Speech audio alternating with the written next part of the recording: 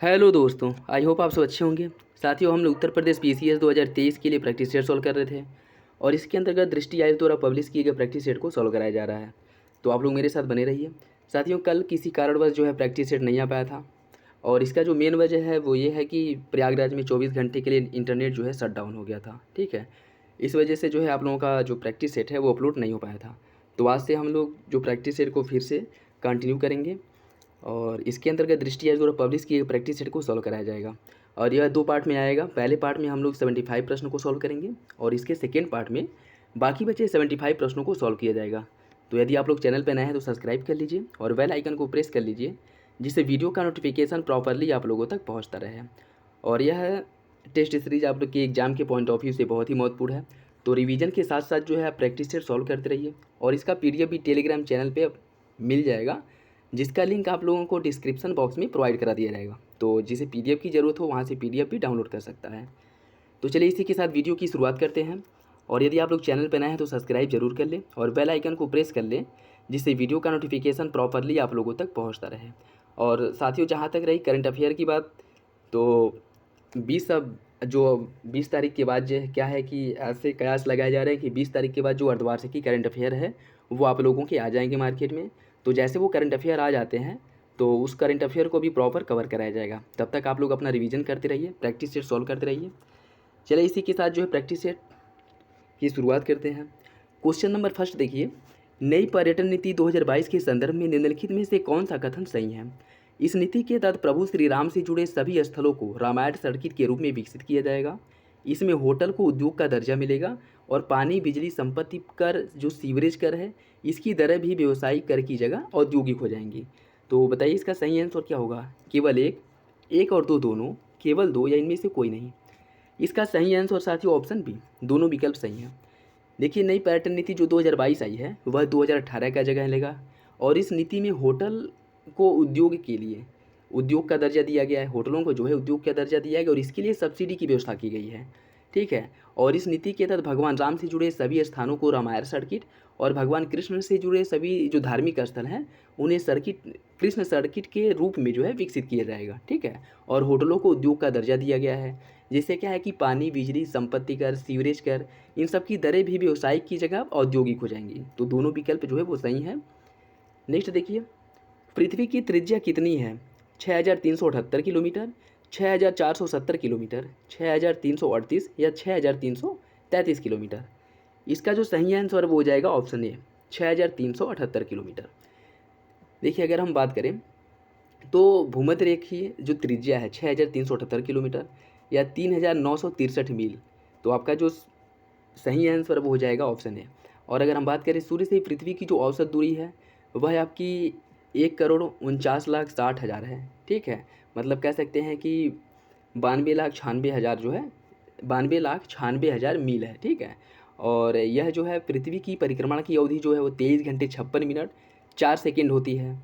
ठीक है, तो इससे जुड़े पृथ्वी से संबंधित कुछ महत्वपूर्ण फैक्ट हैं। तो इसका सही आंसर ऑप्शन हो ए हो जाएगा। ठीक है, ज्वालामुखी के संदर्भ में निम्नलिखित में से कौन सा कथन सही है? शील्ड ज्वालामुखी पृथ्वी के सबसे विशाल ज्वालामुखी होते हैं। मिश्रित ज्वालामुखी कम विस्फोटक होते हैं। बताइए इसका सही आंसर क्या होगा? इसका जो सही आंसर है वो हो जाएगा ऑप्शन ए, पहला सही है, दूसरा जो है वो गलत है। अगर हम बात करें, देखिए, शील्ड ज्वालामुखी या पृथ्वी पर सभी ज्वालामुखियों में सबसे विशाल होते हैं और मिश्रित ज्वालामुखी की अगर हम बात करें, इस ज्वालामुखी में प्रायः विस्फोट उद्गार होता रहता है। लावा के साथ बड़ी मात्रा में पायरोक्लास्टिक सामग्री और राख जमीन पर क्रमिक रूप से परत दर परत जमा होते रहते हैं। ठीक है, तो इसमें जो कह रहा है कि मिश्रित ज्वालामुखी कम विस्फोटक होते हैं, यह गलत है। ठीक है, मिश्रित ज्वालामुखी जो है मूलतः जो है यह बैसाल्टिक उद्गार जो चिपचिपे होते हैं उस तरह से लावा का उद्गार होता है और इनकी विस्फोटक उद्गार जो क्षमता है वो प्रायः अधिक होती है। ठीक, तो सही आंसर हो जाएगा ऑप्शन ए। निम्नलिखित गुप्त शासकों में से किसने नालंदा विश्वविद्यालय की आधारशिला रखी थी? कुमारगुप्त, स्कंदगुप्त, समुद्रगुप्त या रामगुप्त? इसका सही आंसर है ऑप्शन ए, कुमारगुप्त द्वारा।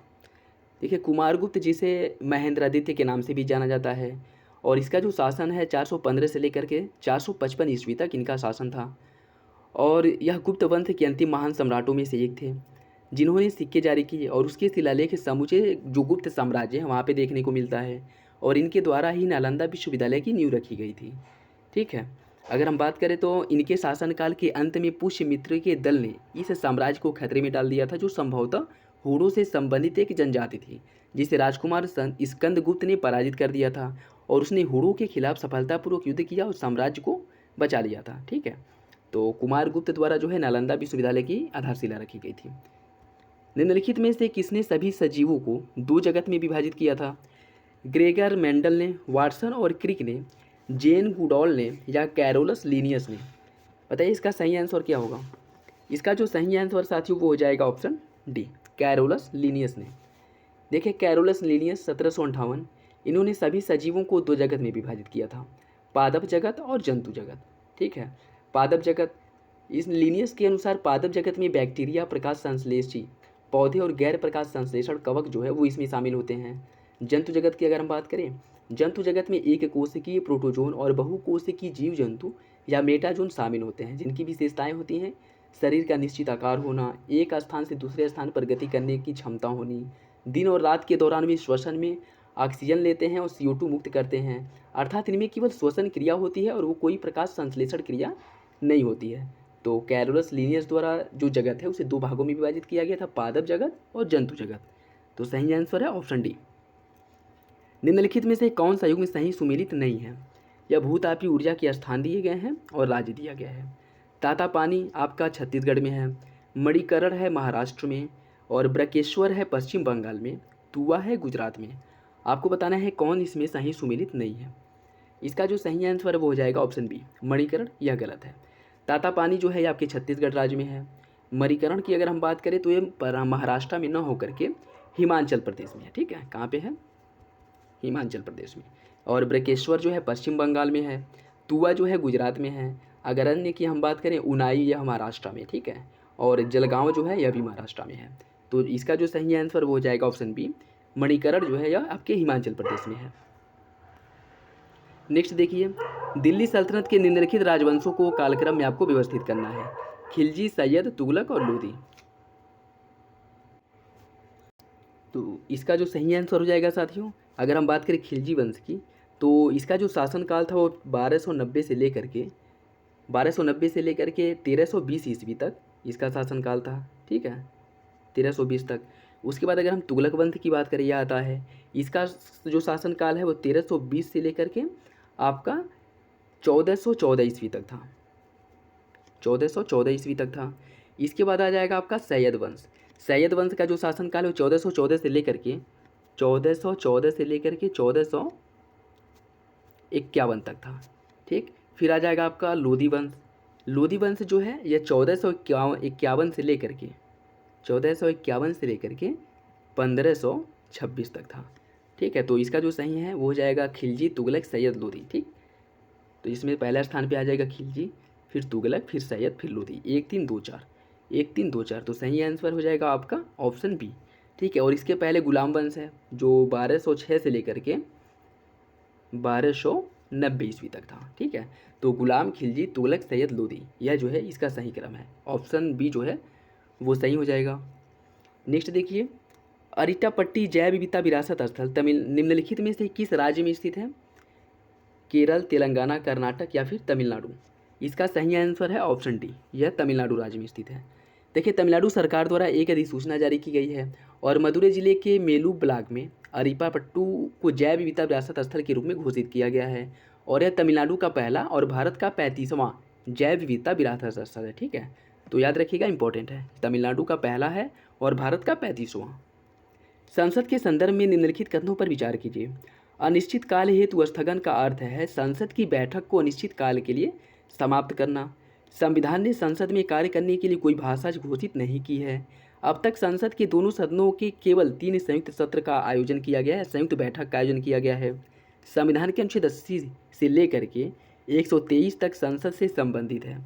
आपको बताना है कि कौन सा कथन सही है, 1 2 2 4, 1 3 या 3 4। इसका जो सही आंसर साथियों वो हो जाएगा ऑप्शन सी, 1 और 3 जो है वो सही है। 1 और 3, जिसमें कहा गया कि अनिश्चित काल हेतु स्थगन का अर्थ है कि संसद की बैठक को निश्चित काल के लिए समाप्त करना, निश्चित काल के लिए समाप्त करना।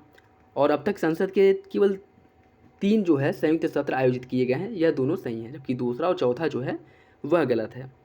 ठीक है, देखिए अगर हम बात करें अनिश्चितकाल के लिए स्थगन होता है कि अनिश्चितकाल के लिए संसद की बैठक को समाप्त करना। दूसरे शब्दों में अगर कहें तो नियमित तिथि के लिए स्थगन से अभिप्राय होता है कि सदन की पुनः बैठक की तिथि निर्दिष्ट होती है, जबकि अगर अनिश्चितकाल के लिए हो रहा है तो इसकी जो बैठक है उसकी तिथि निर्दिष्ट नहीं होती या फिर से उसकी तिथि का निर्धारण नहीं होता है, तो उसे हम कहते हैं कि अनिश्चितकाल के लिए स्थगन हुआ है। ठीक, और अगर बात करें संसद की भाषा की, तो संविधान ने संसद में कामकाज के संचालन के लिए हिंदी और अंग्रेजी भाषा का चयन किया है या मतलब घोषित किया गया है।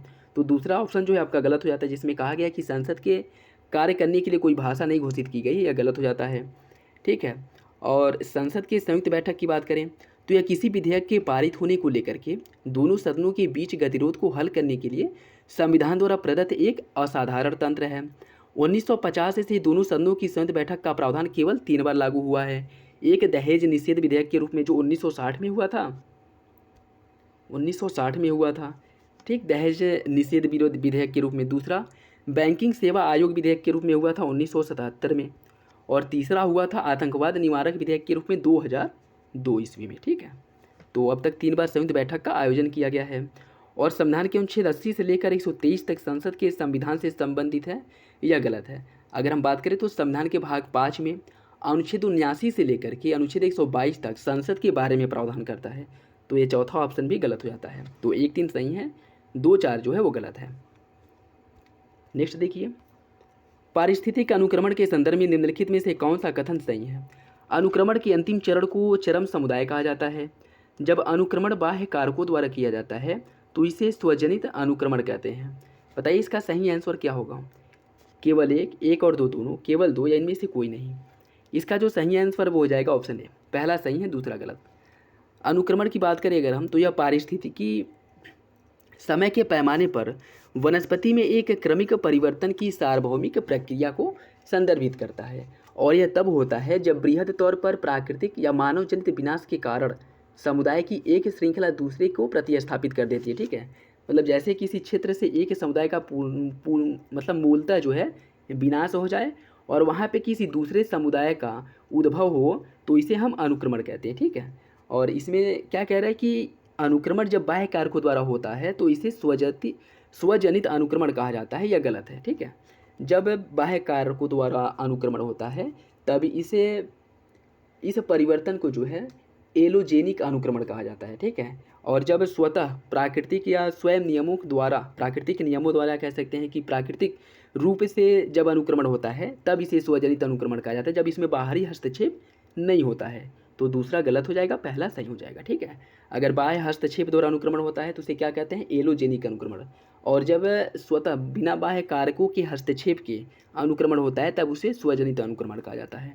तो जो सही आंसर है वो हो जाएगा ऑप्शन ए। नेक्स्ट देखिए, तूफ़ात उल मुवाहिद्दीन प्रकाशित किया गया था किसके द्वारा? राजा राम मोहन राय द्वारा, सैयद अहमद खान, खान बहादुर खां या ईश्वरचंद विद्यासागर? इसका सही आंसर है ऑप्शन ए, राजा राम मोहन राय द्वारा तूफ़ात उल मुवाहिद्दीन की रचना की गई थी। देखिए राजा राम मोहन राय, जिन्हें आधुनिक भारत के पुनर्जागरण का जनक कहा जाता है। ठीक है, इनका जन्म 22 मई 1972 को बंगाल में हुआ था, और इनके द्वारा संबोधन में टैगोर ने राम मोहन राय को भारत में आधुनिक युग का उद्घाटन करता, भारतीय इतिहास का चमकदार सितारा कहा था। ठीक है, और राजा राम मोहन राय का पहला प्रकाशन जो है वह तूफ़ात उल मुवाहिद्दीन है, अर्थात देवताओं को एक उपहार। ठीक है, और इसका जो प्रकाशन किया गया था वह 1803 ईस्वी में किया गया था।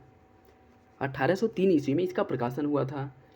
और 1814 में उन्होंने मूर्ति पूजा, जातिगत कठोरता, निरर्थक जो अनुष्ठान हैं, अन्य जो सामाजिक बुराइयां हैं उनका विरोध किया, और इसके लिए उन्होंने 1814 ईस्वी में इसका विरोध करने के लिए वह जो है राजा राम मोहन 1814 ईस्वी में आत्मीय सभा की स्थापना किए थे। ठीक है, 1814 में आत्मीय सभा की स्थापना किए थे। 1825 में उनके द्वारा वेदांत कॉलेज की स्थापना की गई थी। 1825 में वेदांत कॉलेज की स्थापना की गई थी। ठीक है, 1803 में तूफ़ातुल मुवाहिद्दीन की रचना की गई थी। 1814 में इसमें आत्मीय समाज की स्थापना की थी, और 1825 में वेदांत कॉलेज की स्थापना की थी। किसके द्वारा? राजा राम मोहन राय द्वारा किया गया था। तो ऑप्शन ए जो है वो सही हो जाएगा। निम्नलिखित में से किसने साइलेंट स्प्रिंग नामक पुस्तक की रचना की थी? जोनाथन हैबर, जुआन एर्निकेज, रसेल कार्सन या फिर एनीसा रामिरेज। बताइए इसका सही आंसर क्या होगा। इसका जो सही आंसर वो हो जाएगा ऑप्शन सी, रसेल कार्सन। देखिए रसेल कार्सन द्वारा लिखित एक पर्यावरण विज्ञान की पुस्तक है साइलेंट स्प्रिंग, जो कला के लिए कल्पित कथा, इसका जो शीर्षक था कला के लिए कल्पित कथा, ठीक है। तो यह जो बुक की रचना की गई थी वह रसेल कार्सन द्वारा की गई थी और यह पर्यावरण पारिस्थितिकी से रिलेटेड या पर्यावरण विज्ञान से रिलेटेड एक बुक है। सागर नीतल प्रसरण सिद्धांत किसके द्वारा प्रतिपादित किया गया था। हैरी हेस द्वारा, अल्फ्रेड वेगनर द्वारा, मैकेंजी तथा पार्कर द्वारा या इनमें से कोई नहीं। इसका जो सही आंसर वो हो जाएगा ऑप्शन ए। इसका जो है इस सिद्धांत का प्रतिपादन हैरी हेस द्वारा किया गया था। देखिए 1960 ईस्वी में 1960 ईस्वी में अमेरिकी भूवैज्ञानिक हैरी हेस द्वारा सागर नीतल प्रसरण जो सिद्धांत है वह दिया गया था, ठीक है। तो जो सही आंसर है वो हो जाएगा ऑप्शन ए। निम्नलिखित में से किसे प्रोटीन संश्लेषण का स्थान कहा जाता है। लाइसोसोम, राइबोसोम, गाल्जी कॉय या अंतःद्रव्यी जलिका एंडोप्लाज्मिक रेटिकुलम। बताइए इसका सही आंसर क्या है। इसका सही आंसर साथियों ऑप्शन बी, राइबोसोम को प्रोटीन संश्लेषण का स्थान कहा जाता है।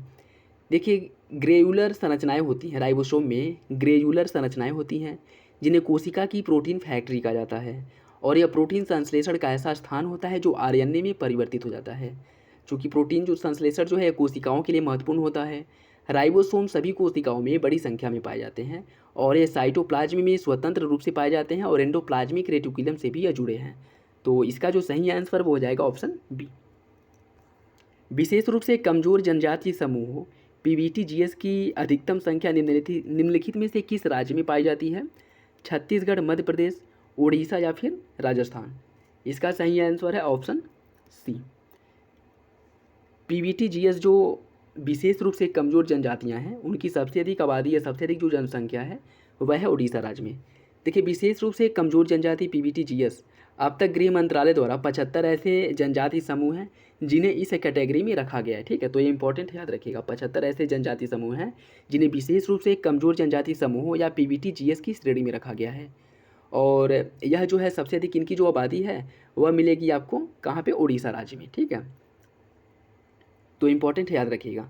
देखिए 75 सूचीबद्ध जो जनजातियां हैं इनकी सबसे अधिक संख्या उड़ीसा में पाई जाती है। उड़ीसा में टोटल जो है 13 जनजातियां पाई जाती है। अगर इसमें दिया होता है यूनियन टेरेटरी तब सबसे अधिक क्या हो जाता, सबसे अधिक तब हो जाता आपका अंडमान निकोबार। अंडमान निकोबार में टोटल 18 जनजातियां पाई जाती हैं, ठीक है। राज्यों में उड़ीसा पहले स्थान पे है और केंद्र शासित प्रदेश भी अगर उसमें ऐड कर दिया जाए तो जो आपका अंडमान निकोबार द्वीप समूह है वह पहले स्थान पर आ जाएगा, ठीक है। तो राज्यों में सबसे अधिक जनजातियां पाई जाती हैं। उड़ीसा राज्य में 13 जनजातियां पाई जाती हैं। दूसरे स्थान पे आंध्र प्रदेश है जिसमें 12 जनजातियां पाई जाती हैं। तीसरे स्थान पे झारखंड है जिसमें 9 जनजातियां पाई जाती हैं, ठीक है। तो इम्पॉर्टेंट है, याद रखिएगा। फिरोज शाह तुगलक के शासनकाल में खैराज और जक़ात क्या था। यह कहीं कहीं खराज मिलता है और जक़ात यह क्या था आपको बताना है। इसका सही आंसर है ऑप्शन ए, यह एक प्रकार के कर थे।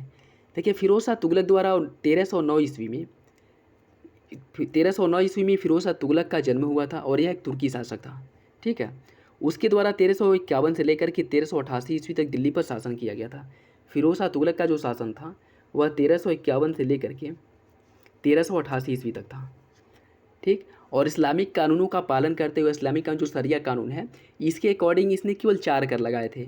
जो खैराज या भूमि कर था जो भूमि की उपज के 10वें हिस्से के बराबर होता था।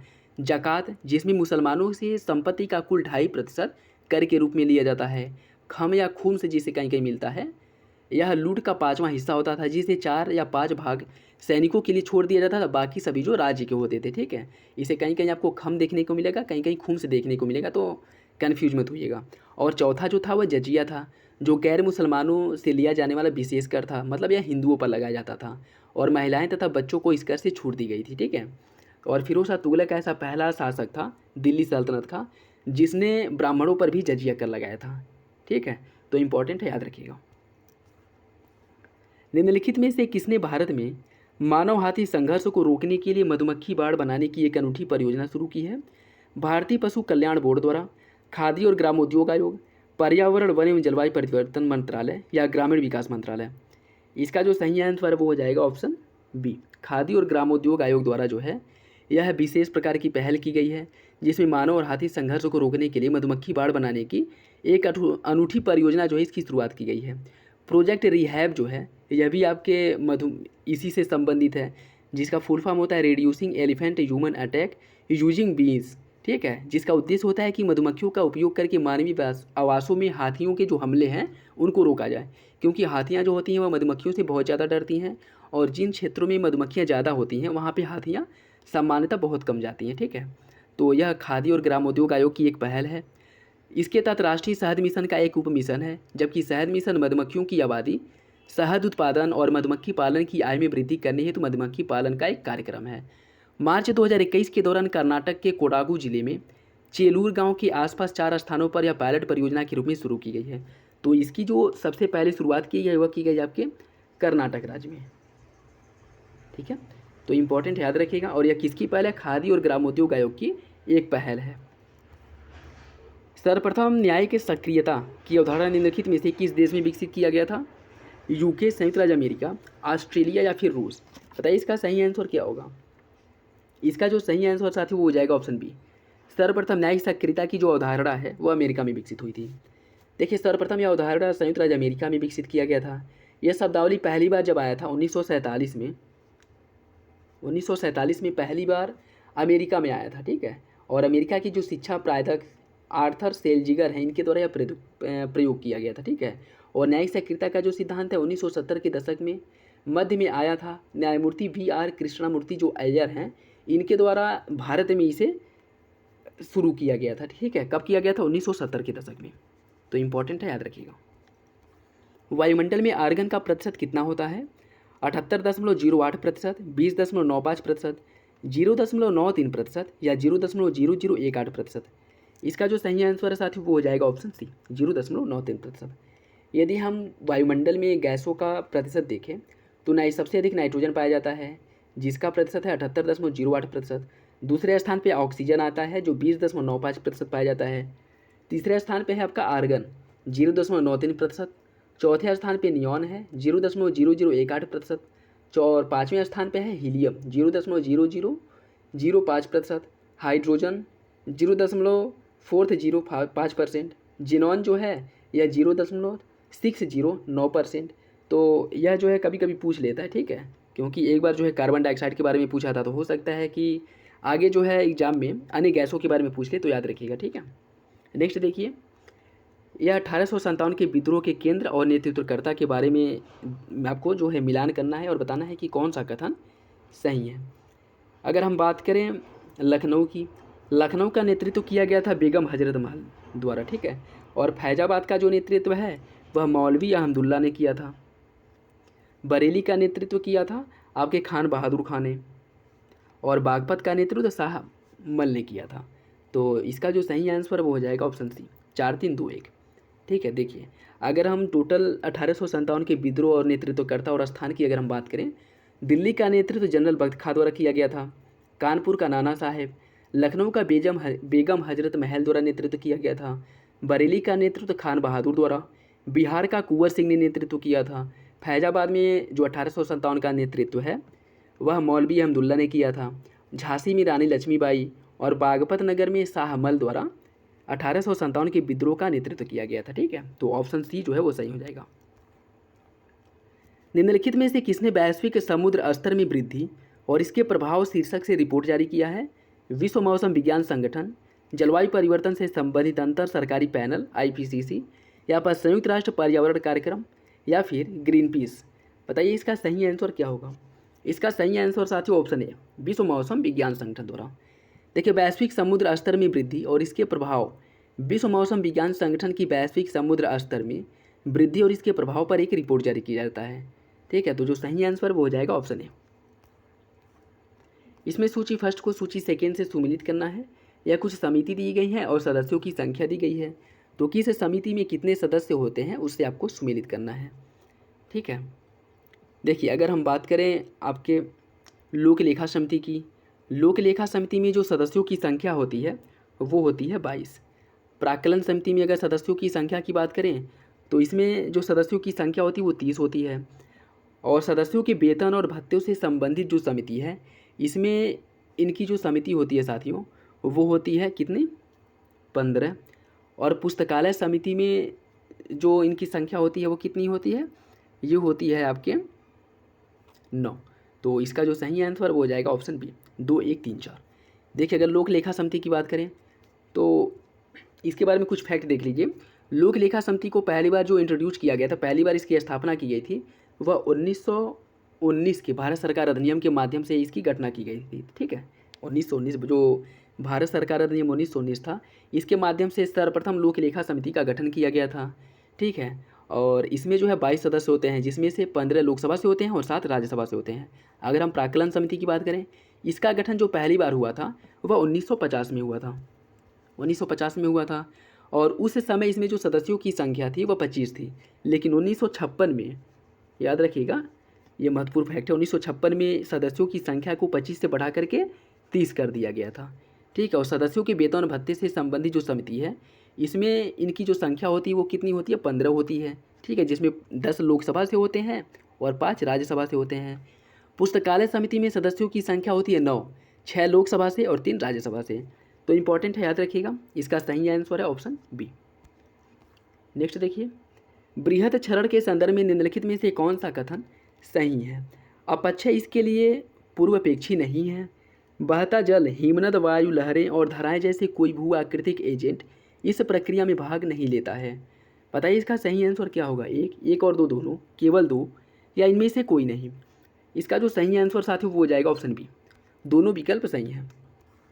नेक्स्ट देखिए, निम्नलिखित में से कौन सा ब्रायोफाइट है, स्पायरोगायरा, चारा, यूलोथ्रिक्स या काई। इसका सही आंसर हो जाएगा ऑप्शन डी, काई जो है वो ब्रायोफाइटा के अंतर्गत आता है। ठीक है, देखिए इन्हें ब्रायोफाइटा जो है इन्हें पादप जगत या उभयचर जगत के अंतर्गत रखा जाता है, या फिर से कहा जाता है यह भूमि पर रह सकते हैं, लेकिन प्रजनन और निषेचन के लिए पानी की अनिवार्य रूप से आवश्यकता होती है। उनके पास एक विभेदित पौधे का शरीर होता है, जैसे तना, पत्ती, संरचना। और ब्रायोफाइट के उदाहरण में मास, फेनियर हो गया, मर्चेंटिया शामिल हैं, और काई, ये सभी जो है ब्रायोफाइटा के अंतर्गत आते हैं। तो ऑप्शन डी जो है वो सही हो जाएगा। पन्ना और नगला कौन सी बस्तियां हैं, पान्ना और नगला यह कौन सी बस्तियां हैं, ये आपको बताना है। गुच्छित, पल्ली या परिक्षिप्ति। इसका सही आंसर है ऑप्शन बी, या पल्ली बस्तियां हैं। देखिए कई बार बस्ती भौतिक रूप से एक दूसरे से पृथक अनेक इकाइयों में बढ़ जाती हैं। छोटी इकाइयों को पल्ली के रूप में जाना जाता है, और इन इकाइयों के देश में जो विभिन्न भागों में स्थानीय स्तर पर पान्ना, पाड़ा, पाली, नगला, ठाड़ी आदि इन्हें कहा जाता है। ठीक है, तो जो इसका सही आंसर वो हो जाएगा ऑप्शन बी। अलाउद्दीन खिलजी के संदर्भ में निम्नलिखित में से कौन सा कथन सही है। उसने सिकंदर सानी की उपाधि धारण की, जिसका अर्थ होता है दूसरा सिकंदर। अलाउद्दीन ने दिल्ली और उसके आसपास के इलाकों में शराब और जुए पर सख्त प्रतिबंध लगा दिया था। बताइए इसका सही आंसर क्या होगा, केवल एक और दो दोनों, केवल दो, या इनमें से कोई नहीं। इसका सही आंसर साथियों ऑप्शन बी, अलाउद्दीन खिलजी के बारे में दोनों कथन जो है वो सही है। यह खिलजी वंश का दूसरा सुल्तान था और इस वंश का सबसे शक्तिशाली शासक था। अगर इसकी हम बात करें इसके शासन की, तो 1296 से लेकर के 1316 ईस्वी तक इसने शासन किया था। ठीक है, और यह खिलजी वंश के संस्थापक या उसके जो चाचा थे ससुर जलालुद्दीन खिलजी, उसकी हत्या करके दिल्ली सल्तनत प्राप्त किया था। और इसने सिकंदर सानी की उपाधि धारण की थी, और इसके द्वारा गुजरात, रणथंभौर, मेवाड़, मालवा, जालौर, वारंगल और मदुरै पर विजय प्राप्त किया गया था। और इसने भांग सहित शराब और अन्य जो नशीले पदार्थ हैं उन पर पूरी तरह से प्रतिबंध लगा दिया था। ठीक है, तो जो सही आंसर वो हो जाएगा ऑप्शन बी, दोनों विकल्प सही हैं। इट राइट स्टेशन सर्टिफिकेशन के संदर्भ में निम्नलिखित में से कौन सा कथन सही है। यह भारतीय खाद्य सुरक्षा और मानक प्राधिकरण द्वारा सम्मानित किया जाता है। यह सर्टिफिकेट रेलवे और बस स्टेशन को दिया जाता है। बताइए इसका सही आंसर क्या होगा, केवल एक और दो दोनों, केवल दो, या इनमें से कोई नहीं। इसका जो सही आंसर वो हो जाएगा ऑप्शन ए। देखिए अगर हम बात करें तो नवंबर 2022 में भोपाल रेलवे स्टेशन को यात्रियों को उच्च गुणवत्ता युक्त पौष्टिक आहार प्रदान करने के लिए 4 star eat right station certification से सम्मानित किया गया है। यह भारतीय खाद्य सुरक्षा और मानक प्राधिकरण FSSAI द्वारा रेलवे स्टेशनों को दिया जाता है, जो यात्रियों को सुरक्षित और पौष्टिक भोजन प्रदान करने में मानक स्थापित करते हैं। ठीक है, तो जो यह कह रहा है कि बस स्टेशन को, यह गलत है, या केवल जो रेलवे स्टेशन है उन्हें प्रदान किया जाता है। तो पहला सही हो जाएगा, दूसरा गलत। और अभी हाल ही में किसे दिया गया, भोपाल रेलवे स्टेशन को यह प्राप्त हुआ है। ठीक है, इसका अगर टैगलाइन की बात करें तो सही भोजन बेहतर जीवन, यह जो है इसका टैगलाइन है कि इसका ईट राइट जो मूवमेंट है उसका टैगलाइन है, ठीक है। नेक्स्ट देखिए, संविधान का कौन सा भाग अधिकरण से संबंधित प्रावधानों से संबंध रखता है, आपको बताना है, ठीक है। बताइए इसका सही आंसर क्या होगा। इसका जो सही आंसर साथियों वो हो जाएगा आपका ऑप्शन ए। संविधान का जो भाग है आपका 14A, यह आपके अधिकरण से संबंधित है, ठीक है। देखिए अधिकरण से संबंधित प्रावधानों की बात करें तो 1976 के 42वें संविधान संशोधन द्वारा एक नया भाग 14A जोड़ा गया था जो अधिकरण से संबंधित है, ठीक है। अगर अधिकरण की बात करें तो प्रशासनिक अधिकरण से संबंधित जो अनुच्छेद 323 है और अन्य मामलों के लिए अधिकरण के निपटान से संबंधित जो अनुच्छेद है वो 323B है, ठीक है। और अनुच्छेद 323A केंद्र, राज्य, स्थानीय निकायों, सार्वजनिक निगमों या अन्य जो सार्वजनिक प्राधिकरण हैं इनसे संबंधित हैं। अनुच्छेद 323B के तहत संसद और राज्य विधानमंडल निम्नलिखित मामलों से संबंधित विवादों के न्याय निर्णय के लिए अधिकरण की स्थापना करती है, ठीक है। तो जो इसका सही आंसर है वो हो जाएगा ऑप्शन ए, भाग 14A जो है ये अधिकरण से संबंधित है, ठीक है। नेक्स्ट देखिए, इसमें यह राष्ट्रीय उद्यान दिए गया और राज्य दिया गया है, तो सूची फर्स्ट को सूची सेकेंड से सुमेलित करना है। कौन सा राष्ट्रीय उद्यान किस राज्य में है इससे आपको बताना है, ठीक है। देखिए अगर हम अंशी राष्ट्रीय उद्यान की बात करें, अंशी राष्ट्रीय उद्यान है आपके कर्नाटक राज्य में, और इंद्रावती कहाँ पे है, यह छत्तीसगढ़ में। इटांकी कहाँ पे, इटांकी है आपके नागालैंड में, और गुइंडी है तमिलनाडु में। तो इसका जो सही आंसर वो हो जाएगा ऑप्शन बी, 1, 2, 3, 4। अंशी राष्ट्रीय उद्यान कर्नाटक में है और यह उद्यान वनस्पति और जैव विविधता से समृद्ध है। इंद्रावती छत्तीसगढ़ राज्य में स्थित है और इसका नाम पास है कि इंद्रावती नदी के नाम पर रखा गया है। इटांकी राष्ट्रीय उद्यान की बात करें, यह नागालैंड के सबसे प्रसिद्ध पर्यटक आकर्षण केंद्रों में से एक है और यह अपनी प्राकृतिक सुंदरता और जो अर्ध उपोष्ण कटिबंधीय वनस्पति हैं इनकी विशेषताओं के लिए जाना जाता है। गिंडी राष्ट्रीय उद्यान यह तमिलनाडु राज्य में स्थित है और तमिलनाडु के ठीक मध्य में स्थित एकमात्र उद्यान है। तो इसका सही आंसर हो जाएगा ऑप्शन बी, चारों विकल्प जो है वह सही सुमेलित है। नेक्स्ट देखिए, नादिर शाह ने किस मुगल शासक के शासनकाल में भारत पर आक्रमण किया था, बहादुर शाह फर्स्ट, मोहम्मद शाह, अहमद शाह या जहादर शाह। इसका जो सही आंसर है वो हो जाएगा ऑप्शन बी, मोहम्मद शाह के शासनकाल में जो है नादिर शाह ने आक्रमण किया था। मोहम्मद शाह जिसे रंगीला बादशाह के नाम से भी जाना जाता है, ठीक है। और नादिर शाह का आक्रमण जो है 1738 से लेकर के 1739 ईस्वी में हुआ था और करनाल का युद्ध 24 फरवरी 1739 ईस्वी में। यह मुगल भारत पर आक्रमण के दौरान ईरानी जो अफसरीदी राजवंश है ये नादिर शाह के लिए एक निर्णायक जीत हुई थी। इसके बावजूद जो उसकी सेना में 3 घंटे के अंतर्गत मुगल सम्राट मोहम्मद शाह की सेना को हरा दिया था, ठीक है। और नादिर शाह ने अपनी अवहेलना का इस्तेमाल किया जिसके साथ मुगल सम्राट शाह ने अपने दूतों को संभाला था और भारत पर उसके आक्रमण के औचित्य के रूप में अंतिम दूतावास को भयानक सजा दी गई थी, ठीक है। तो इसका जो सही आंसर हो जाएगा ऑप्शन बी, मोहम्मद शाह जिसे रंगीला बादशाह कहा जाता है इसके शासनकाल में नादिर शाह ने आपके 1739 ईस्वी में आक्रमण किया था, ठीक। नेक्स्ट देखिए, 10% नियम की अवधारणा दी गई थी किसके द्वारा, एजी टांसले द्वारा, रेमंड लिंडमैन द्वारा, अर्नेस्ट हैकल द्वारा या यूजीन ओडम द्वारा। इसका जो सही आंसर वो हो जाएगा ऑप्शन बी, लिंडमान द्वारा जो है यह नियम दिया गया था। और कब दिया गया था, 1942 ईस्वी में। नेक्स्ट देखिए, ट्रेड यूनियन के संदर्भ में निम्नलिखित में से कौन सा कथन सही है। यह प्रत्यक्ष या अप्रत्यक्ष रूप से विभिन्न राजनीतिक दलों से जुड़ा हुआ है। All India trade union Congress AITUC की स्थापना 1920 में की गई थी। बताइए इसका सही आंसर क्या होगा। इसका सही आंसर साथियों ऑप्शन बी, दोनों विकल्प सही हैं। ट्रेड यूनियन की अगर हम बात करें तो ये प्रत्यक्ष या अप्रत्यक्ष रूप से विभिन्न राजनीतिक दलों से जुड़ा हुआ था और भारत में जो पहले ट्रेड यूनियन की कांग्रेस की स्थापना की गई थी वह 1920 में लाला लाजपत राय द्वारा की गई थी, ठीक है। और 1920 में इसकी स्थापना हुई थी और लाला लाजपत राय इसके अध्यक्ष हुए थे, ठीक है। तो जो सही आंसर वो हो जाएगा ऑप्शन बी, दोनों विकल्प सही हैं। निम्नलिखित में से कौन एक निक्षेपण स्थलाकृति नहीं है, सर्क, स्टेलेग्माइट, जलोढ़ पंख या मोरेन। इसका सही आंसर साथियों ऑप्शन ए, सर्क जो है निक्षेपित स्थलाकृति नहीं है। मोरेन की अगर हम बात करें यह हिमनदों के जमाव के लंबे कटक होते हैं। जलोढ़ पंख की बात करें यह तब बनता है जब उच्च स्तर के बहने वाली धाराएं एक ढाल वाले फुट स्लोप मैदान में टूट जाती हैं, तब जलोढ़ पंख का निर्माण होता है। स्टेलैक्टाइट और स्टेलैग्माइट यह जो है जो कह सकते हैं कि जो कंदराएं होती हैं, गुफाएं होती हैं, भूमिगत या स्थलाकृतियाँ हैं, ठीक है। और इनका जो निर्माण होता है वह भूमिगत होता है। ठीक है, सर्क का बात करें तो यह हिमाच्छादित पहाड़ों में सबसे आम भू आकृतिक है और यह हिमनदी घाटियों से निर्मित होता है। ठीक है, तो जो सही आंसर है वो हो जाएगा ऑप्शन ए, सर्क। निम्नलिखित में से कौन सा पाचन तंत्र का विकार है? अतिसार, पीलिया, अपेंडिसाइट्स या उपयुक्त में से सभी? इसका सही आंसर है ऑप्शन डी, चारों विकल्प सही हैं। अगर उल्टी करना बात करें, पेट की सामग्री को मुंह के माध्यम से बाहर निकालता है और यह प्रतिवर्ती क्रिया अर्थात जो प्रत्यानुकंचन मेडुला में उल्टी केंद्र नियंत्रित होता है, मेडुला द्वारा इसको नियंत्रित किया जाता है। अपच, अतिसार भी जो है इसी से संबंधित है। पीलिया, अपेंडिसाइट्स ये सभी जो है आपके पाचन तंत्र से संबंधित हैं। तो सही आंसर हो जाएगा ऑप्शन डी। क्षेत्रीय ग्रामीण बैंक आरआरबीज के संदर्भ में निम्नलिखित में से कौन सा कथन सही है? यह आरआरबीज अधिनियम 1976 के तहत स्थापित किया गया था। आरआरबीज में केंद्र सरकार की जो हिस्सेदारी है वो 75% होती है। बताइए इसका सही आंसर क्या होगा? इसका जो सही आंसर वो हो जाएगा ऑप्शन है, पहला सही है दूसरा गलत है।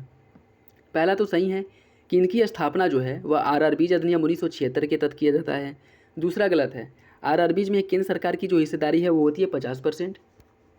ठीक है, राज्य सरकार की हिस्सेदारी 15% होती है और प्रायोजक बैंक जिसके द्वारा आरआरबीज की स्थापना की जा रही है उसकी हिस्सेदारी होती है 35%। तो दूसरा विकल्प जो है वो गलत है।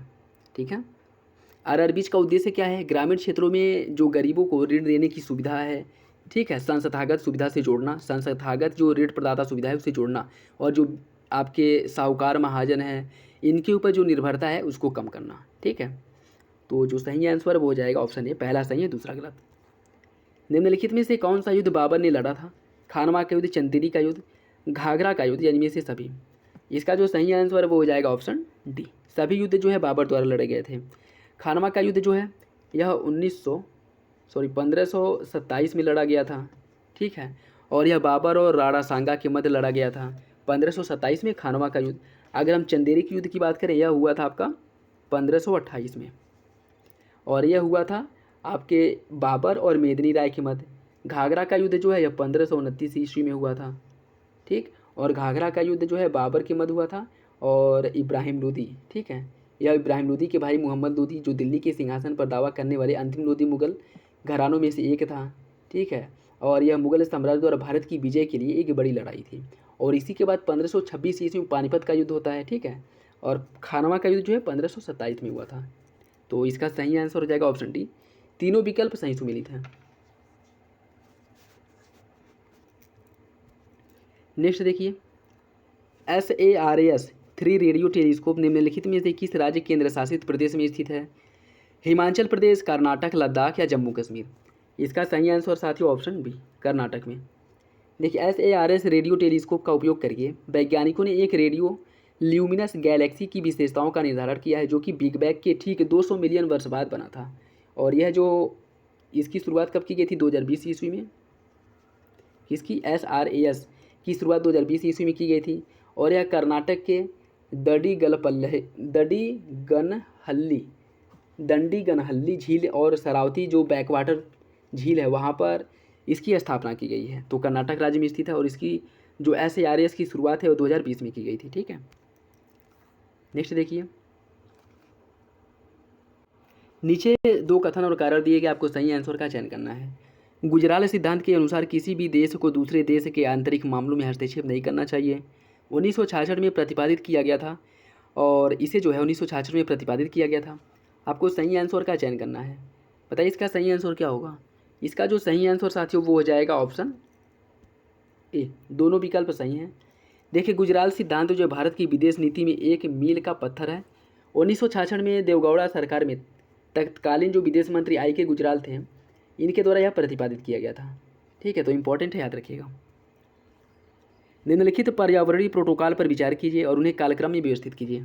मॉन्ट्रियल प्रोटोकॉल, नगोया, कार्टेजोना और क्योटो।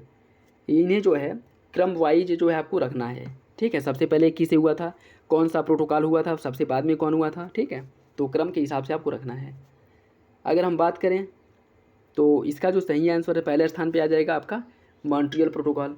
मॉन्ट्रियल प्रोटोकॉल जो है वो हुआ था आपका 1987 ईस्वी में। ठीक है, दूसरे स्थान पे आ जाएगा क्योटो प्रोटोकॉल, यह हुआ था 1997 में, 1997 ईस्वी में। ठीक है, इसके बाद जो है जैव सुरक्षा पर कार्टेजोना प्रोटोकॉल जो हुआ था आपका 2003 में। ठीक है। फिर आ जाएगा नगोया प्रोटोकॉल जो हुआ था आपका 2010 में। तो इसका सही आंसर है 1432। ठीक है। देखिए इसकी कुछ विशेषताएं देख लीजिए। जैसे मॉन्ट्रियल प्रोटोकॉल की बात करें, इसमें जो है ओजोन क्षयकारी जो पदार्थ हैं उन पर प्रतिबंध लगाने की बात की गई थी। क्योटो प्रोटोकॉल जो है इसमें जो है यह अंतर्राष्ट्रीय समझौता है बाध्यकारी, और यह बाध्यकारी प्रवृत्ति का पहला समझौता है। इसमें जो ग्रीन हाउस गैसों का उत्सर्जन है इस पर रोक लगाने की बात की गई थी। और कार्टेजोना प्रोटोकॉल जो है जैव सुरक्षा पर एक पूरक समझौते के रूप में इसकी स्थापना की गई थी, यह समझौता किया गया था। और जो नगोया प्रोटोकॉल है यह नगोया जापान में हुआ था, और इसका जो मेन उद्देश्य था यह जैव विविधता पर अभिसमय के लिए आनुवांशिक संसाधनों तक सबकी पहुंच, ठीक है, चाहे वो विकसित देश हो, विकासशील देश हो, या फिर से कोई भी देश हो, मतलब किसी विशेष देशों को वरीयता नहीं देकर के सभी तक इसकी पहुंच को सुलभ बनाना, यह इसका मुख्य उद्देश्य था। तो जो सही आंसर वो हो जाएगा ऑप्शन डी, मॉन्ट्रियल 1987, क्योटो 1997, कार्टेजोना 2003 और नगोया 2010। नेक्स्ट देखिए, पुर्तगालियों द्वारा नियोजित कारटच प्रणाली यह खेती का अभ्यास था, व्यापार लाइसेंस, कराधान अभ्यास या हथियार का लाइसेंस। इसका जो सही आंसर साथियों वो हो जाएगा ऑप्शन बी, यह व्यापार से संबंधित लाइसेंस था जो कॉर्टेज के रूप में जिसे जाना जाता था। देखिए पुर्तगाली साम्राज्य के शासन किया था 16वीं शताब्दी लगभग 1502 से लेकर के 1750 ईस्वी तक। हिंद महासागर में पुर्तगालियों द्वारा कॉर्टेज जारी किया जाता था जो नौसैनिक व्यापारिक लाइसेंस था, और अगर समुद्र के रास्ते किसी को व्यापार करना है तो कॉर्टेज लेना जो है अनिवार्य होता था, नहीं तो पुर्तगाली जो है जहाज़ को डुबो देते थे या फिर लूट लेते थे। और ऐसा जो है मिलता है कि जो अकबर है, अकबर को भी कॉर्टेज लेना पड़ा था। ठीक है, अकबर को भी एक कार्टेज या जो परमिट है यह लेनी पड़ी थी। तो जो सही आंसर वो हो जाएगा ऑप्शन बी। नेक्स्ट देखिए, कार्बन पृथक्करण के संदर्भ में निम्नलिखित में से कौन सा कथन सही है? यह पौधों, मिट्टी, भूगर्भीय संरचनाओं तथा महासागर में कार्बन का अल्पकालिक स्टोरेज है। कार्बन पृथक्करण स्वाभाविक रूप से मानव जनित गतिविधियों और कार्बन के स्टोरेज को संदर्भित करता है। बताइए इसका सही आंसर क्या है? इसका सही आंसर साथियों ऑप्शन सी, दूसरा सही है, पहला जो है वो गलत है। ठीक है, इसमें अगर हम बात करें, इसमें पौधे, मिट्टी, भूगर्भीय संरचनाओं और महासागरों में कार्बन का दीर्घकालिक स्टोरेज होता है। ठीक है, ये क्या कह रहा है कि इसमें अल्पकालिक स्टोरेज होता है, पहला गलत है। ठीक है, और अगर हम बात करें तो यह जो है आपके SDG जो सतत विकास लक्ष्य SDG सस्टेनेबल डेवलपमेंट जो गोल है उसके 13 में आता है, जो 13वां गोल है उसके अंतर्गत आता है। ठीक है, 13 जिसमें क्लाइमेट एक्शन की बात की गई है उससे रिलेटेड है। नेक्स्ट देखिए, मंत्रिमंडल राज्य के जहाज का स्टीयरिंग व्हील, मंत्रिमंडल जो है यह राज्य के जहाज का स्टीयरिंग व्हील है। यह टिप्पणी जो है किसके द्वारा की गई थी? रैमजे म्योर द्वारा, लुवेल द्वारा, सर जॉन मैरियट द्वारा या ग्लैडस्टोन द्वारा। इसका सही answer option A, Ramsay more द्वारा जो है यह टिप्पणी की गई थी। निम्नलिखित में से कौन एक सही सुमिलित नहीं है? क्षोभमंडल की ऊंचाई जो है 18 किलोमीटर, समताप मंडल 50 किलोमीटर, मध्य मंडल 120, आयन मंडल 400 किलोमीटर। आपको बताना है कौन सही सुमिलित नहीं है। इसका जो सही आंसर वो हो जाएगा ऑप्शन सी, मध्य मंडल 120, यह गलत है। देखिए अगर मध्य मंडल की बात करें, इसकी जो ऊंचाई है यह 80 किलोमीटर है, ना कि 120 किलोमीटर। ठीक है, और आयन मंडल यह 80 से लेकर के 400 किलोमीटर तक है। और क्षोभमंडल की बात करें तो इसकी जो ऊंचाई है वो 18 किलोमीटर तक पाई जाती है, लेकिन ध्रुवों के पास जो है इसकी ऊंचाई 8 किलोमीटर है और भूमध्य रेखा पर 18 किलोमीटर। तो ये पूछ लेता है क्वेश्चन कि क्षोभमंडल की ऊंचाई कहाँ पर सबसे अधिक या कहाँ पर सबसे कम है। तो याद रखिएगा ध्रुवों पर इसकी ऊंचाई, ध्रुवों पर जो इसकी ऊंचाई है वह आपके 13 किलोमीटर से लेकर के 8 किलोमीटर तक पाई जाती है। ठीक है, ध्रुवों पर 8 किलोमीटर से लेकर के 13 किलोमीटर तक पाई जाती है, और जो आपका भूमध्य रेखा वाला क्षेत्र है वहाँ पे 18 किलोमीटर। ठीक है, नेक्स्ट देखिए, निम्नलिखित में से कौन सा गैलेक्टोज तथा ग्लूकोज में बना एक डाइसैकेराइड है? सुक्रोज, लैक्टोज, फ्रक्टोज या माल्टोज। बताइए इसका सही आंसर क्या होगा? इसका सही आंसर साथियों ऑप्शन बी, लैक्टोज। सारफेजी अधिनियम निम्नलिखित में से किस वर्ष अधिनियमित किया गया था? 2000, 2002, 2003 या 2004। इसका जो सही आंसर वो हो जाएगा ऑप्शन बी, 2002 में। देखिए securitisation and reconstruction of financial asset and enforcement of security interest act अर्थात सारफेजी अधिनियम 2002 में पारित किया गया था, और मुख्यतः यह NPA पर प्रतिबंध लगा। NPA में NPO को कैसे हम कम कर सकते हैं, जो बैंकों के ऊपर अतिरिक्त दबाव है, भार है, उसको कैसे कम कर किया जा सकता है, इससे रिलेटेड है। ठीक है, नॉन परफॉर्मेट एसेट्स है। शेरशाह सूरी के प्रशासन में बरीर ए मुमालिक कौन था? सेना मंत्री था, खुफिया विभाग का प्रमुख, विदेश मंत्री, या उपयुक्त में से कोई नहीं। इसका जो सही आंसर वो हो जाएगा ऑप्शन बी, या खुफिया विभाग का प्रमुख मंत्री था। देखिए, पहला मंत्री जो होता था वह दीवाने वजारत होता था। दूसरा जो मंत्रालय है वह दीवाने आरिज था, जो आरिजे मुमालिक के अधीन एक सेना मंत्री होता था। तीसरा मंत्रालय दीवाने रिसालत या दीवाने मुहतसिब था, और इस विभाग के प्रभारी मंत्री को विदेश मंत्री कहा जाता था। चौथा जो मंत्रालय था, या शेरशाह सूरी के मंत्रालय की बात हो रही है, ठीक है।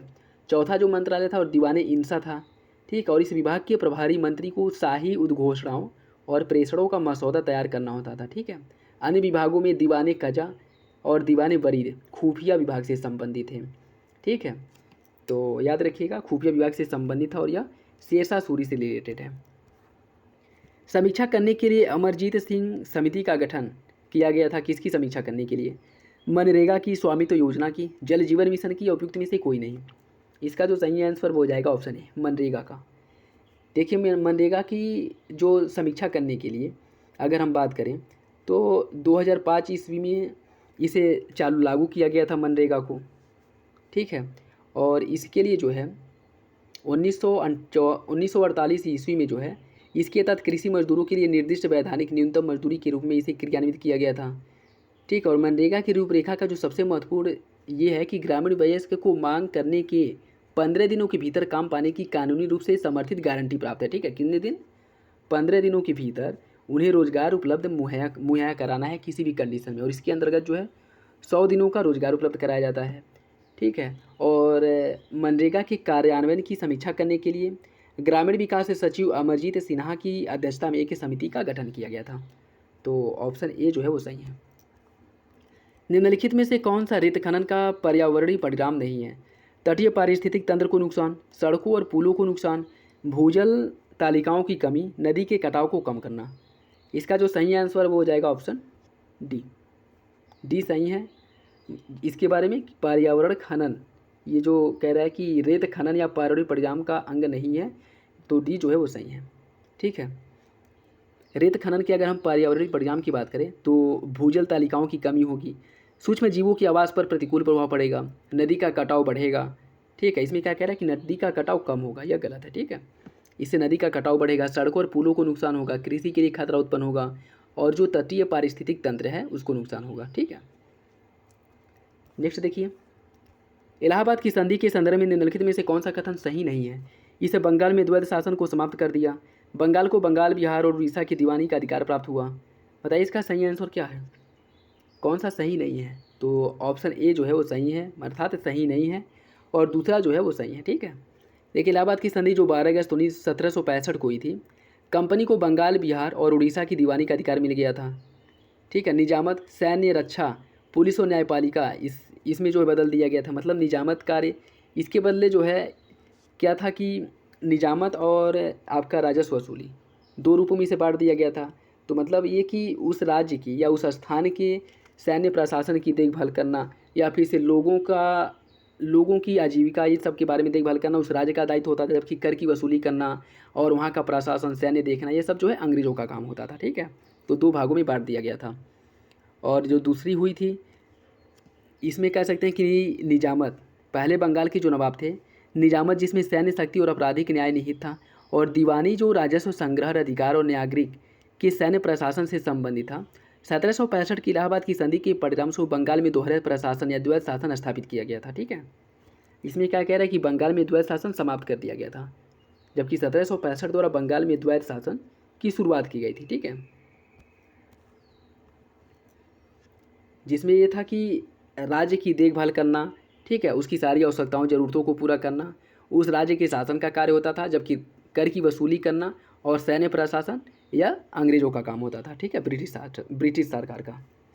बायोरेमिडिएशन के संदर्भ में निम्नलिखित में से कौन सा कथन सही है? इसका उपयोग दूषित भूजल को साफ करने के लिए किया जाता है, या हमेशा संदूषण के स्थल पर किया जाता है?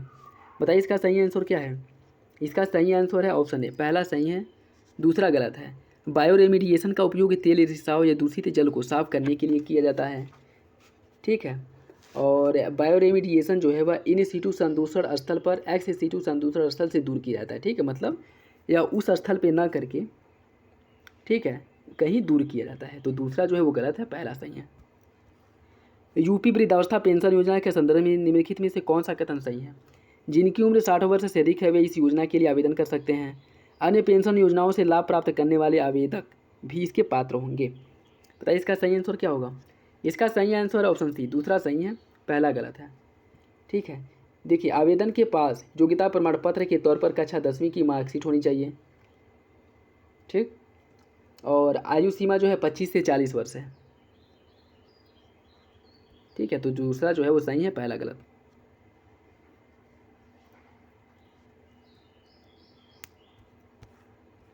उत्तर प्रदेश बेरोजगारी भत्ता 2022 योजना के संदर्भ में निम्नलिखित में से कौन सा कथन सही है? आवेदक के पास स्नातक प्रमाण पत्र होना चाहिए। आयु की जो सीमा है वह आपके 25 से लेकर के 40 वर्ष के बीच होनी चाहिए। बताइए इसका सही आंसर क्या है? इसका जो सही आंसर वो हो जाएगा ऑप्शन सी।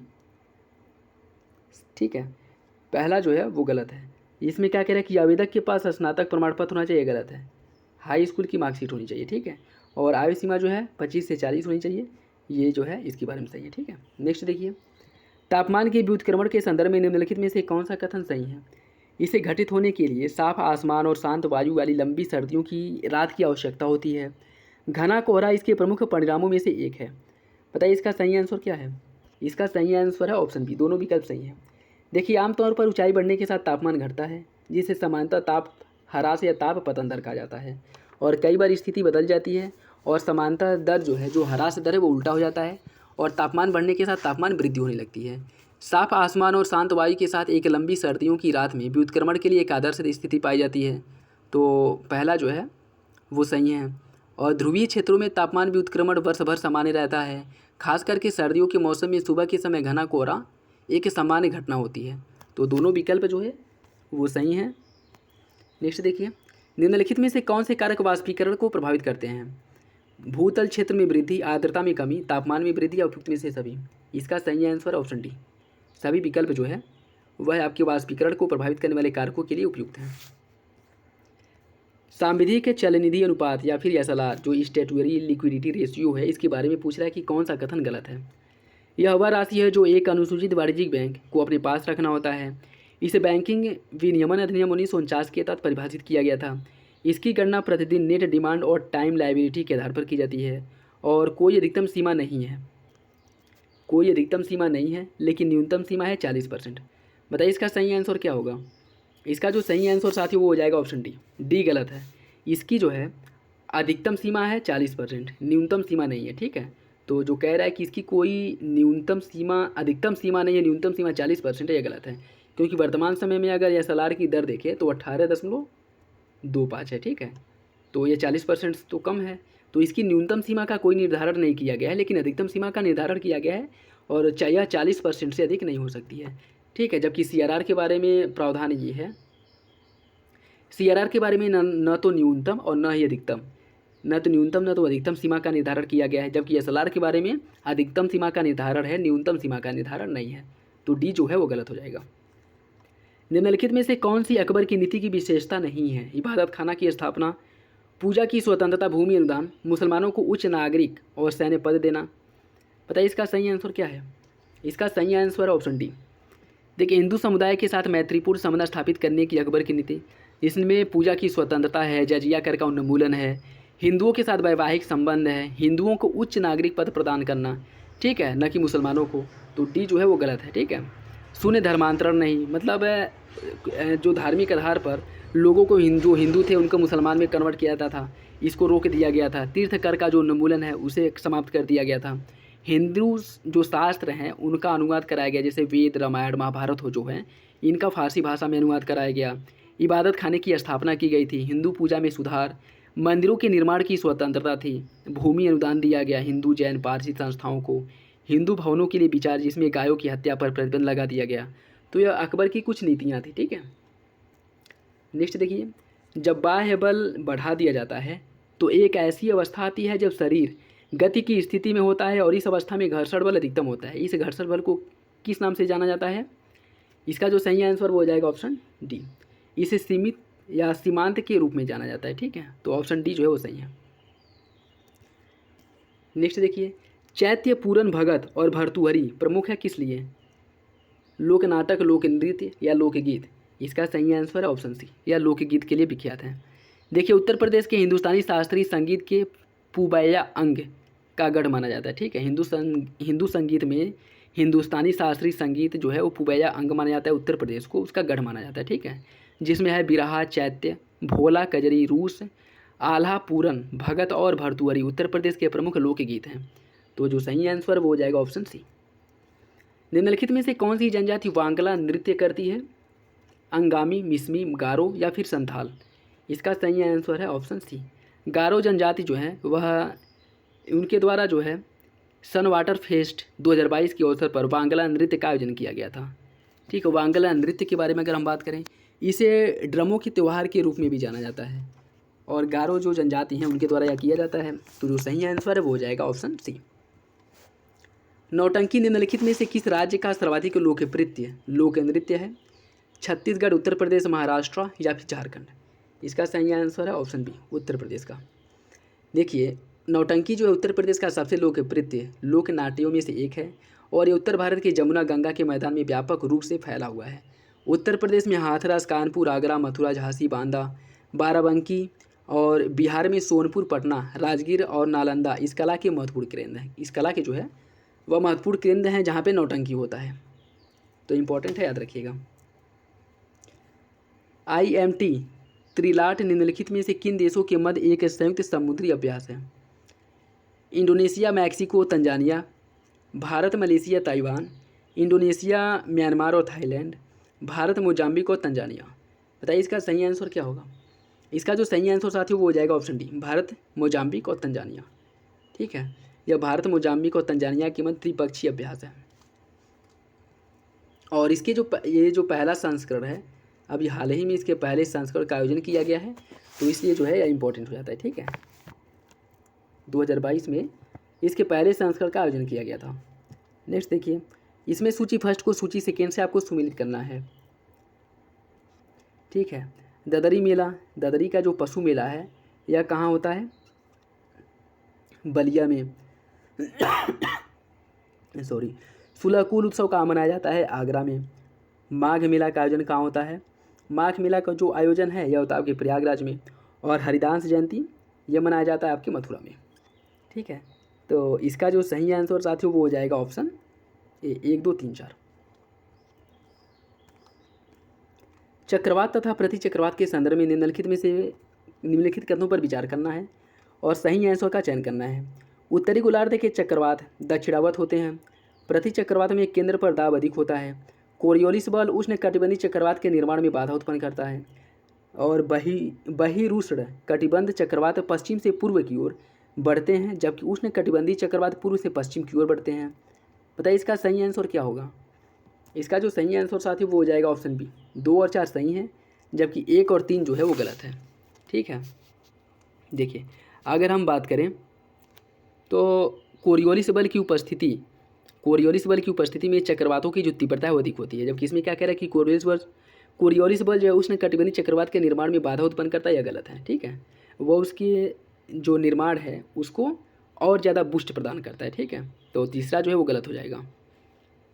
और अगर पहले की बात करें तो चक्रवात जो है इसमें केंद्र में इसकी दाब की स्थिति चक्रवात में निम्न दबाव होता है, चक्रवात के केंद्र में निम्न दबाव होता है और उत्तरी गोलार्ध में यह वामावर्त होता है, दक्षिणी गोलार्ध में दक्षिणावर्त, और प्रति चक्रवात के केंद्र में उच्च दबाव होता है और यह उत्तरी गोलार्ध में दक्षिणावर्त और दक्षिणी गोलार्ध में वामावर्त। ठीक है, तो पहला भी गलत है, जो सही आंसर वो हो जाएगा 2, 4। धातुओं के संदर्भ में निम्नलिखित में से कौन सा कथन सही है? यह तन्य तथा अधातवर्ध होते हैं। पारा एकमात्र ऐसी धातु है जो कमरे के तापमान पर द्रव अवस्था में रहता है। बताइए इसका सही आंसर क्या है? इसका सही आंसर है ऑप्शन बी, दोनों विकल्प सही हैं। निम्नलिखित में से किस समिति ने वित्तीय स्थिरता एवं विकास परिषद FSDC के गठन की सिफारिश की थी? उर्जित पटेल समिति, रघुराम राजन समिति, उदय कोटक समिति या नरसिम्हा समिति? इसका सही आंसर साथियों ऑप्शन बी, रघुराम राजन समिति ने इनके द्वारा जो FSDC या फिर से वित्तीय स्थिरता एवं विकास परिषद के गठन की सिफारिश की थी। ठीक है, देखिए, वित्तीय स्थिरता और विकास परिषद का गठन कब किया गया था? यह किया गया था 2010 में, और यह एक गैर सांविधिक सर्वोच्च परिषद है, और रघुराम राजन समिति द्वारा 2008 में इसका सुझाव दिया गया था और 2010 में इसका गठन किया गया था। भारत में मनसबदारी व्यवस्था किसके द्वारा शुरू की गई थी? अकबर, चंगेज खां, बाबर या फिर शाहजहां? इसका सही आंसर क्या होगा? ए, बी, सी या फिर डी? इसका जो सही आंसर साथियों वो हो जाएगा ऑप्शन सी, बाबर द्वारा जो है इसकी शुरुआत की गई थी। देखिए, मनसबदारी प्रणाली की उत्पत्ति का प्रारंभ चंगेज खां द्वारा किया गया था।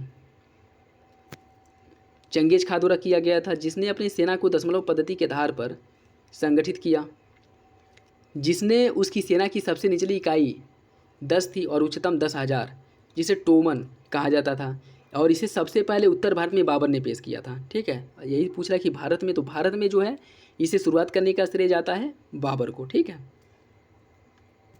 अगर ये पूछ ले कि मनसबदारी व्यवस्था का जनक किसे माना जाता है तो इसमें चंगेज खां हो जाएगा, लेकिन अगर भारत में पूछे मनसबदारी व्यवस्था की शुरुआत किसके द्वारा की गई थी तो इसका सही आंसर बाबर होगा। ठीक है, निम्नलिखित में से कौन सा उपग्रह का अनुप्रयोग है? आपदा प्रबंधन, टेलीमेडिसिन, नेविगेशन या उपयुक्त में से सभी? इसका जो सही आंसर हो जाएगा ऑप्शन डी, सभी विकल्प जो है वो सही है। अजंता की गुफाओं के संदर्भ में निम्नलिखित में से कौन सा कथन सही है? यह मध्य प्रदेश में स्थित है, गुफाएं एक लंबवत चट्टान पर बनी हैं। बताइए इसका सही आंसर क्या होगा? इसका जो सही आंसर साथियों वो हो जाएगा ऑप्शन सी, दूसरा सही है, पहला गलत है। अजंता की जो गुफाएं हैं वह मध्य प्रदेश में नहीं, महाराष्ट्र में है। ठीक है, ब्राह्मी लिपि को 1837 में निम्नलिखित में से किसके द्वारा पढ़ा गया था? Alexander Cunningham, James Prinsep, Charles Wilkins या फिर से विल्फ्रीड वोएनिच? इसका सही आंसर है ऑप्शन बी, जेम्स प्रिंसेप द्वारा पढ़ा गया था। ठीक है, देखिए ब्राह्मी लिपि, इस लिपि को सर्वप्रथम 1837 ईस्वी में जेम्स प्रिंसेप ने पढ़ा था। ठीक है, तो जो सही आंसर वो हो जाएगा ऑप्शन बी। नेक्स्ट देखिए, सूची फर्स्ट को सूची सेकेंड से सुमिलित करना है। यह सूर्य मंदिर दिए गए हैं और राज्य दिया गया है, तो कौन सा सूर्य मंदिर किस राज्य में स्थित है ये आपको बताना है। ठीक है, मोढेरा का सूर्य मंदिर यह कहाँ पे है? यह आपके गुजरात राज्य में। ठीक है, और सूर्य नारायण मंदिर कहाँ पे है? अरसवल्ली, आंध्र प्रदेश में स्थित है। कोराड़ का सूर्य मंदिर कहाँ पे है? यह आपके उड़ीसा में, और मार्तंड मंदिर है आपके जम्मू कश्मीर में। तो इसका जो सही आंसर वो हो जाएगा ऑप्शन डी, 4, 3, 2, 1। ठीक है, देखिए अगर बात करें सूर्य मंदिर से रिलेटेड कुछ स्थल, तो भौतिक ब्राह्म अगर हम बात करें, मोढेरा का सूर्य मंदिर गुजरात में है, मार्तंड सूर्य मंदिर कश्मीर में, और कटारमल सूर्य मंदिर उत्तराखंड में। दक्षिणार्क जो मंदिर है सूर्य मंदिर है वो बिहार में है, और ब्राह्मण मंदिर उन्नाव मध्य प्रदेश में, सूर्य प्रहर मंदिर असम में, और तमिलनाडु के कुंभकोणम में सूर्य नारायण कोविल मंदिर भी स्थित है। ठीक है, और सूर्य नारायण मंदिर ये आपके रसवल्ली आंध्र प्रदेश में है, कोराड़ उड़ीसा में है। तो ये सूर्य मंदिर और स्थल हैं कुछ जो एग्जाम के पॉइंट ऑफ व्यू से इम्पोर्टेंट है, देख लीजिएगा। ठीक है, नेक्स्ट देखिए, इसमें भी आपको सूची फर्स्ट को सूची सेकेंड से सुमिलित करना है। यह कला और शिल्प है और स्थान है, तो किस स्थान से कौन सा कला जो है संबंधित है आपको बताना है। स्टोन क्राफ्ट, स्टोन क्राफ्ट की बात करें तो इसका जो संबंध है वो है आगरा से। ठीक है, पीतल के बर्तन की बात करें इसका संबंध है मुरादाबाद से, और किंगकाब की बात करें इसका संबंध वाराणसी से। मिट्टी के बर्तन की बात करें तो इसका संबंध है खुर्जा से। तो इसका जो सही आंसर वो हो जाएगा ऑप्शन डी, 4, 2, 3, 1। देखिए अगर कुछ कला शिल्पकलाओं की बात करें जो यूपी से रिलेटेड हैं, तो इसमें चिकनकारी लखनऊ से संबंधित है, किंगकाब वाराणसी से, स्टोन क्राफ्ट जो है आगरा से, पीतल के बर्तन मुरादाबाद से, मिट्टी के बर्तन खुर्जा से, और कांच के बर्तन फिरोजाबाद से। ठीक है, तो याद रखिएगा, इंपॉर्टेंट है। नेक्स्ट देखिए, निम्नलिखित में से कौन सा शिलालेख कलिंग पर अशोक के विजय को दर्शाता है, या किसमें जो है अशोक के विजय का वर्णन किया गया, किस शिलालेख में? इसका जो सही आंसर बताइए क्या होगा, ए, बी, सी या फिर डी? इसका जो सही आंसर वो हो जाएगा ऑप्शन डी, शिलालेख 13 जो है 13वें शिलालेख में कलिंग युद्ध का वर्णन किया गया है।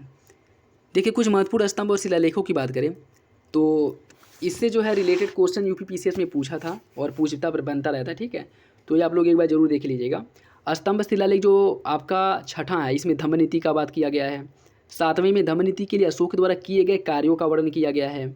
ठीक है, रुम्मीनिदेय स्तंभ शिलालेख जिसमें अशोक की लुम्बिनी यात्रा और शहर को कर छूट देने की बात की गई है, उसका जिक्र मिलता है।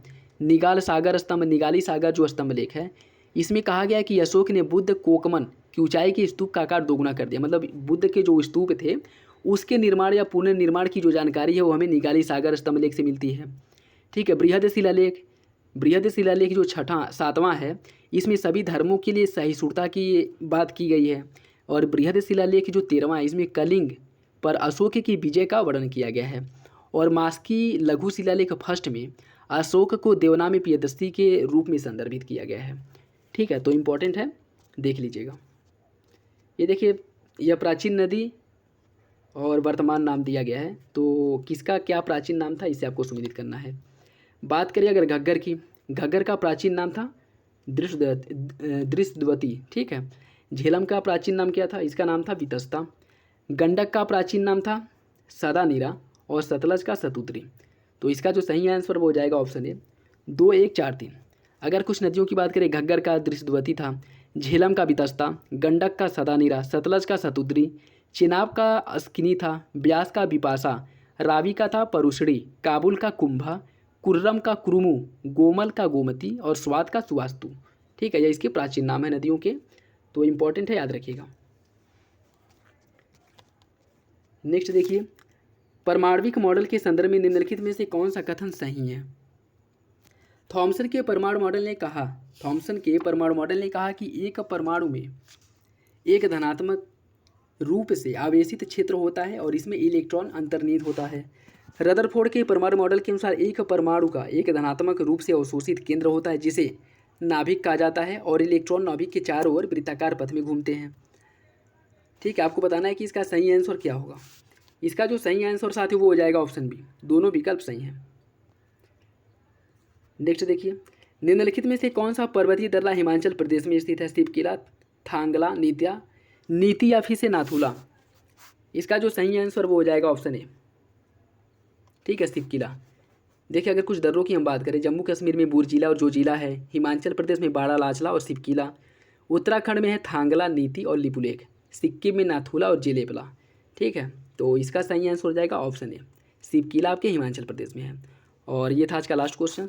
बाकी जो 75 प्रश्न है उनको हम अगली वीडियो में कवर करेंगे, क्योंकि वीडियो बहुत लंबा होने के बाद जो है उसे देखने में या फिर से प्रैक्टिस सेट को सॉल्व करने में सही नहीं रहता। ठीक है, तो आप लोग जो है मेरे साथ बने रहिए और प्रैक्टिस तैयारी के साथ साथ जो है रिवीजन के साथ साथ प्रैक्टिस सेट सॉल्व करते रहिए। इसका PDF टेलीग्राम चैनल पे अपलोड कर दिया जाएगा। और 20 तारीख के बाद करंट अफेयर, जैसा कि जो जानकारी मिल रही है, अर्धवार्षिक करंट अफेयर आ जाएगा, तो उसे भी प्रॉपर अपलोड किया जाएगा। ठीक है, तो आप लोग मेरे साथ बने रहिए। चैनल पर नया तो सब्सक्राइब जरूर कर लें और वीडियो अगर अच्छा लगे तो लाइक करना बिल्कुल भी ना भूलें। चलिए, मिलते हैं अगले वीडियो में, तब तक के लिए धन्यवाद। जय हिंद।